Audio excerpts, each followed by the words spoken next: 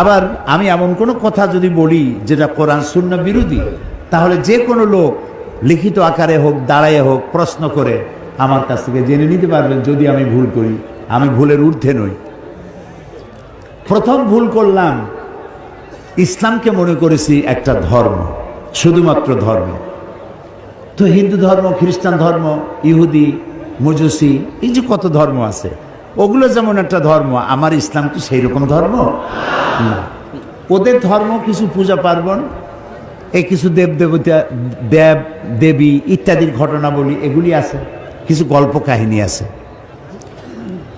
সে যে ধর্মগ্রন্থ বলেন, আমি কিছু পড়াশোনা করেছি, বেদ, বাইবেল, ত্রিপিটক, তারপরে মহাভারত, পুরাণ, উপনিষদ কিছু পড়ছি। তো ওটা আমি এই বেদ, বাইবেল, সমস্ত ধর্মগ্রন্থকে